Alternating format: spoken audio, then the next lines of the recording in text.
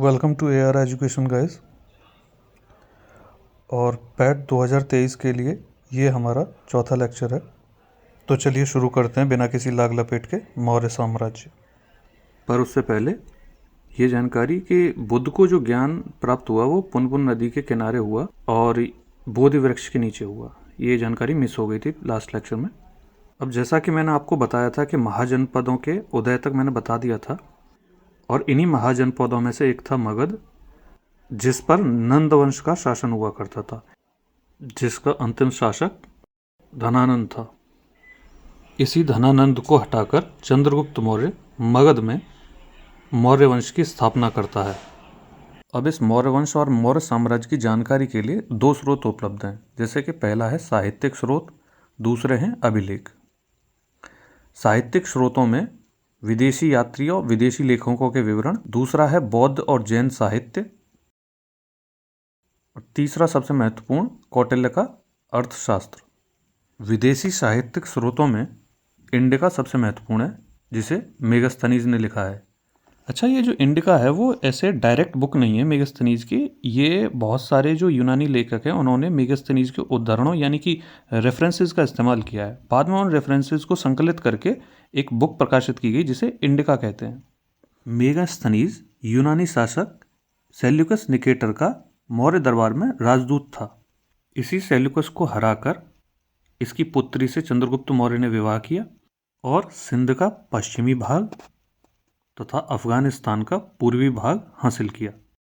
यूनानी लेखकों ने चंद्रगुप्त को सेंड्रोकोट्स के नाम से संबोधित किया है। अब कुछ अन्य महत्वपूर्ण बातें, जैसे कि चंद्रगुप्त मौर्य जैन मतानुयायी था जिसने भद्रबाहु से दीक्षा ली थी। अच्छा, लास्ट क्लास में थोड़ा सा करेक्शन कर लीजिए।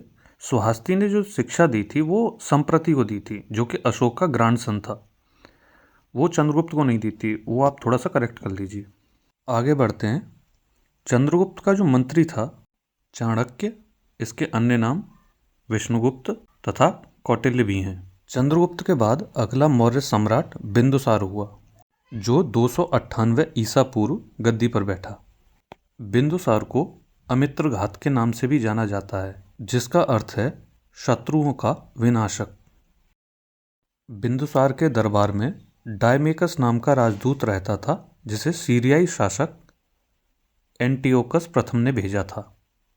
बिंदुसार के दरबार में एक पिंगल वत्स नाम का ज्योतिषी भी रहता था। बिंदुसार के दरबार में एक अन्य राजदूत डायनोसिस का जिक्र भी मिलता है, जिसे मिस्र के शासक टॉलेमी द्वितीय द्वारा भेजा गया था। अब पढ़ते हैं मौर्य वंश के एक अन्य शासक अशोक के बारे में, जो कि 273 ईसा पूर्व मगध का सम्राट बनता है। अशोक के बारे में ऐसी किंवदंतियां प्रचलित हैं कि उसने अपने 99 भाइयों की हत्या करके सिंहासन को प्राप्त किया था। अशोक के 4 अभिलेखों में अशोक का नाम अशोक मिलता है, जिनमें मास्की, गुर्जरा, नेट्टूर तथा उदयगुलम के अभिलेख शामिल हैं। मास्की के लघु शिलालेख में अशोक को बुद्ध शाक्य कहा गया है।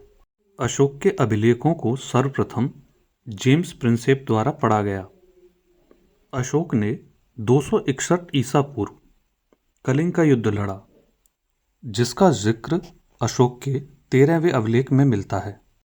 कलिंग प्रांत की राजधानी तोसली हुआ करती थी। इसी युद्ध में होने वाली जनहानि को देखकर अशोक ने युद्ध नीति का त्याग करके धम्म नीति को अपना लिया था। अशोक को देवानाम प्रियदर्शी या देवानाम पेयदर्शी भी कहा जाता है, जिसका अर्थ है देवताओं का प्रिय। अशोक ने बराबर की पहाड़ियों में आजीवकों के लिए 4 गुफाओं का निर्माण करवाया। आजीवक अर्थात आजीवक संप्रदाय के लोग, जिसकी स्थापना मक्खलपुत्र गोसाल ने की थी। अशोक ने जिस धम्म को चलाया वह संस्कृत शब्द धर्म का प्राकृत रूप है। इसकी परिभाषा राहुलोवाद सूत्र से ली गई है। अशोक ने धर्म के प्रचार के लिए अपने पुत्र महेंद्र और संघमित्रा को श्रीलंका भेजा। अब जानते हैं अशोक के अभिलेखों के बारे में। इसे 3 भागों में विभाजित कर सकते हैं: शिलालेख, स्तंभलेख और गुहालेख। शिलालेख भी 2 भागों में है: बृहद शिलालेख, लघु शिलालेख। स्तंभलेख भी बृहद स्तंभलेख, लघु स्तंभलेख। गुहालेख जो गुफाओं में लिखे गए हैं। शिलालेखों की संख्या 14 है। इसमें शाहबाज गढ़ी और मानसेहरा के अभिलेख खरोष्ठी लिपि में लिखे गए हैं तथा शेष सभी ब्राह्मी लिपि में लिखे गए हैं। खरोष्ठी लिपि राइट टू लेफ्ट लिखी जाती है। शाहबाज गढ़ी और मानसेहरा के अभिलेख पाकिस्तान में हैं।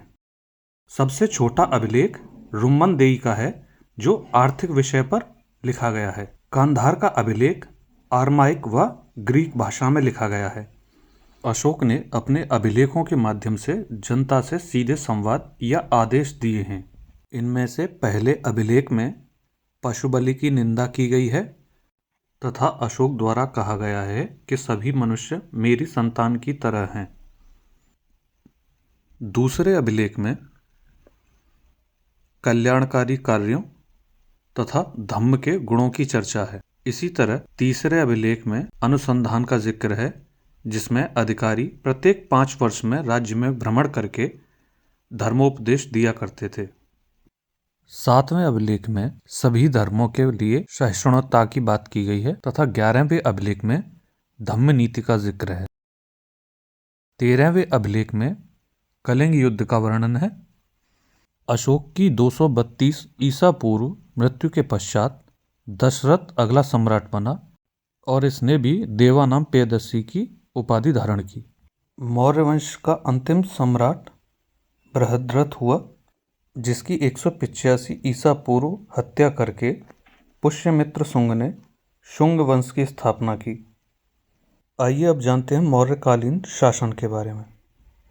कौटिल्य के अर्थशास्त्र में राज्य के साप्तांग सिद्धांत का वर्णन मिलता है जिसके अनुसार राज्य के 7 अंग हैं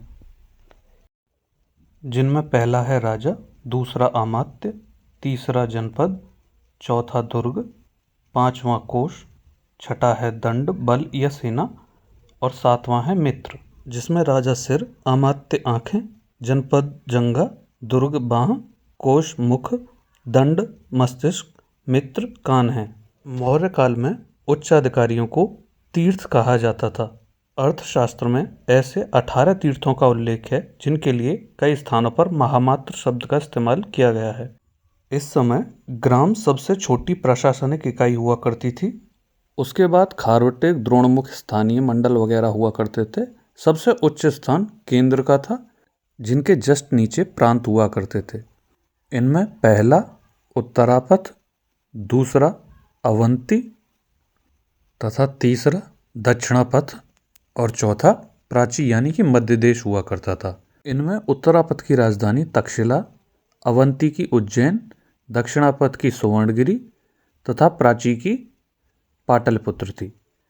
इनमें 5वां प्रांत कलिंग अशोक द्वारा जोड़ा गया जिसकी राजधानी तोसली थी।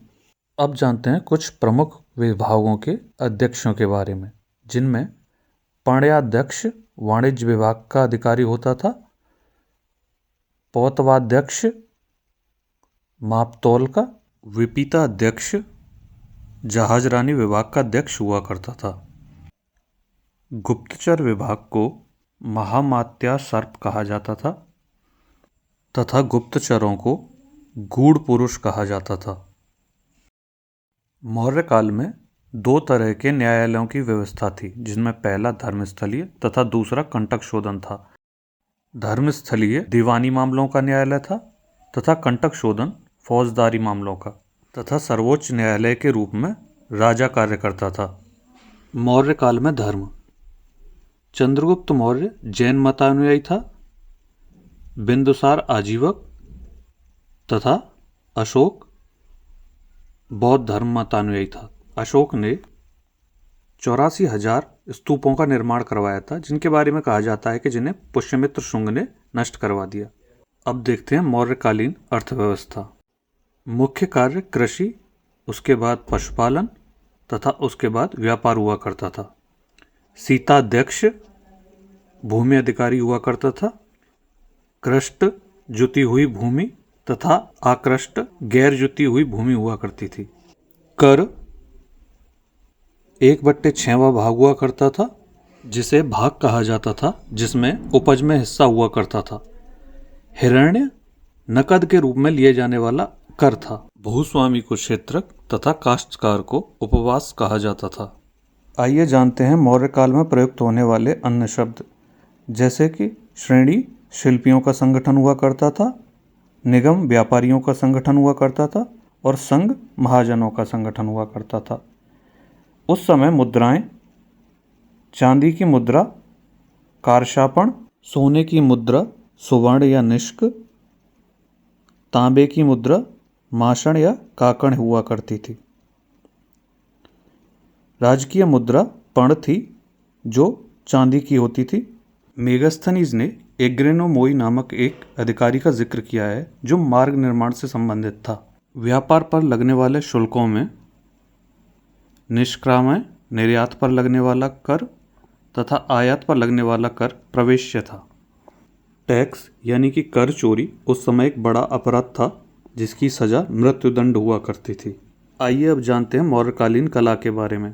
मौर्यकालीन कला की विशेषताएं अशोक के स्तंभ हैं, जिनमें सारनाथ के स्तंभ से 4 सिंहों की आकृति हमारे राष्ट्रीय चिन्ह के रूप में ली गई है। मौर्यकालीन कलाओं की अन्य विशेषताओं में जैसे कि मूर्ति निर्माण में चिपकवा विधि का इस्तेमाल किया गया है, जिसमें अंगुलियों का इस्तेमाल किया जाता है। इसके उदाहरण धौली उड़ीसा से प्राप्त हाथी, दिगंबर प्रतिमा जो पटना से प्राप्त हुई है, तथा एक यक्षिणी की मूर्ति ये भी पटना से प्राप्त हुई है। अब कुछ अभिलेख और उनके प्राप्ति के स्थान देख लेते हैं। ये कई बार पूछ लिए जाते हैं, जैसे शाहबाज गढ़ी, ये पेशावर पाकिस्तान से मिला है। मानसेरा का अभिलेख, ये हजारा, ये भी पाकिस्तान से मिला है। कालसी देहरादून, गिरनार जूनागढ़, धौली पुरी, जूनागढ़ गुजरात में और देहरादून उत्तराखंड, पुरी उड़ीसा में। सोपारा ये थाने महाराष्ट्र से। भाब्रू का अभिलेख बैराट से राजस्थान।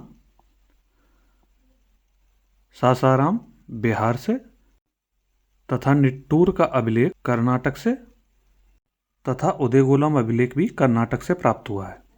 तो मौर्य साम्राज्य में बस इतना ही। बाकी थैंक यू फॉर वॉचिंग। यदि आपको समझ आ रहा है तो शेयर कीजिए अपने मित्रों के साथ। मिलते हैं नेक्स्ट वीडियो में।